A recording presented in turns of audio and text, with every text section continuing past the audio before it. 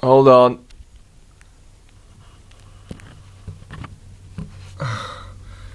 I'm just going to stand on tiptoe.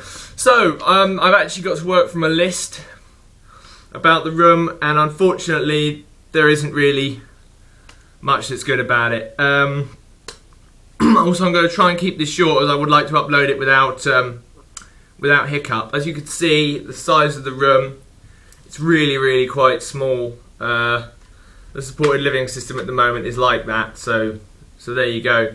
The size of the bedroom is quite bad. It does mean that quite a lot of my property is still back at the family house, which means I haven't really moved out, and my family members back there cooked up a good metaphor. They said that they felt like I was haunting the place every time I visit. So most of my property isn't here with me, which I don't like. I feel like I haven't left home properly. I'm rambling already. Also, there is a spare room available, but I'm in a fight with the, in inverted commas, landlord. I couldn't shoot out the windows as I don't want to give away my location, but the building it's a listed building for some strange reason. It's an old building. I don't know when it was built, but the ceiling's annoyingly high, so if there are flies on the ceiling, I can't swap them. But the windows are really thin, and they're protected. My windows are as important as Stonehenge, which I don't see the importance, and I don't like it.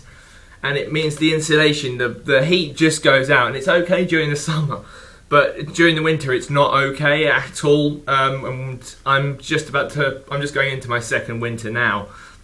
Make your Game of Thrones cliches and jokes, if you will. I showed you the door to the wet room. I'm not going to show you in there. It's not the world's cleanest room, but there's problems with that. The wet room, it floods, and it's not my fault, because the plug hole is wrong, and it's not just that.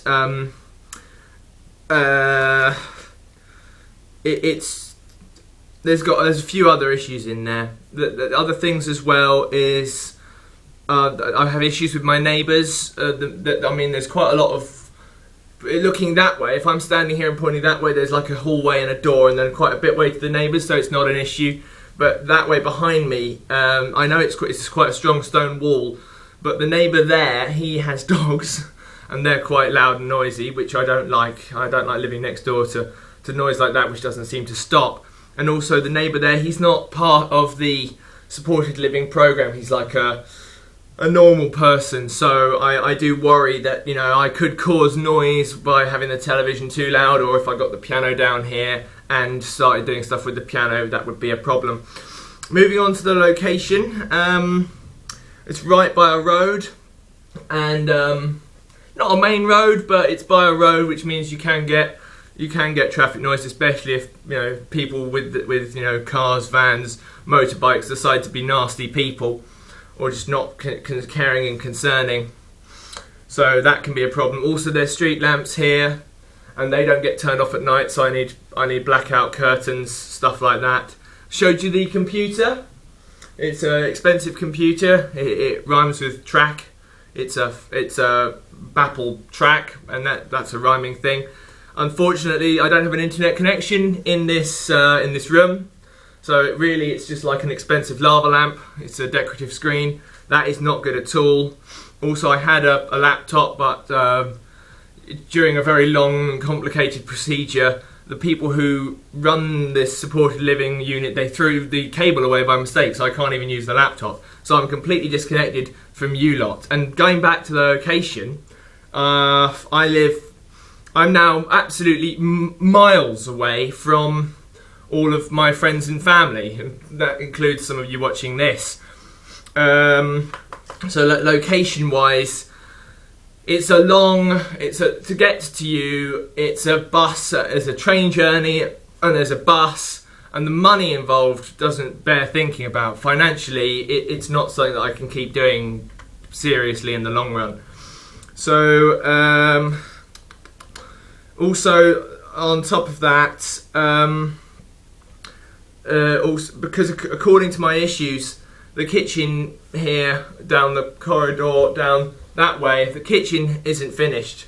So that means I have to buy all my food out. I have to go out and buy all my food. I have to go and buy breakfast, lunch and supper. So the food expenditure isn't really good.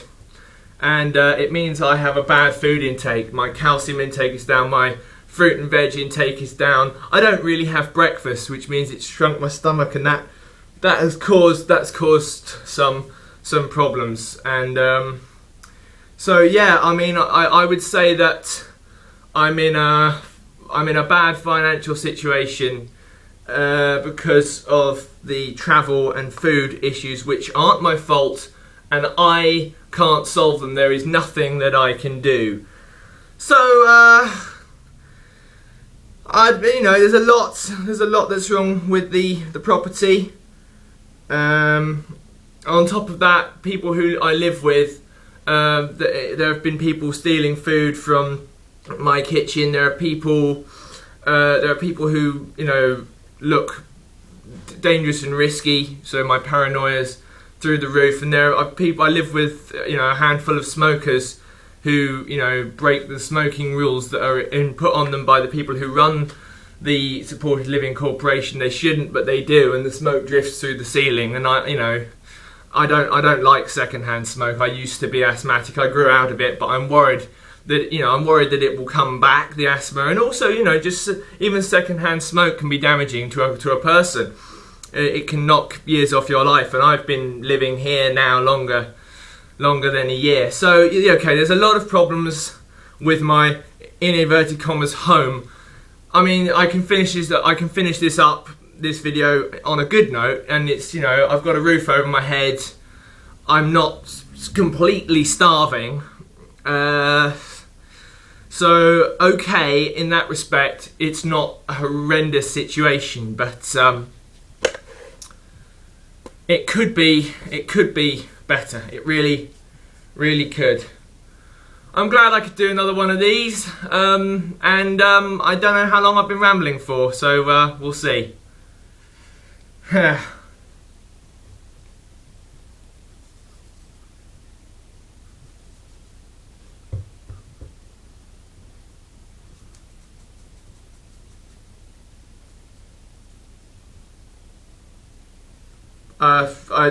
Oh no, I can't start end credits.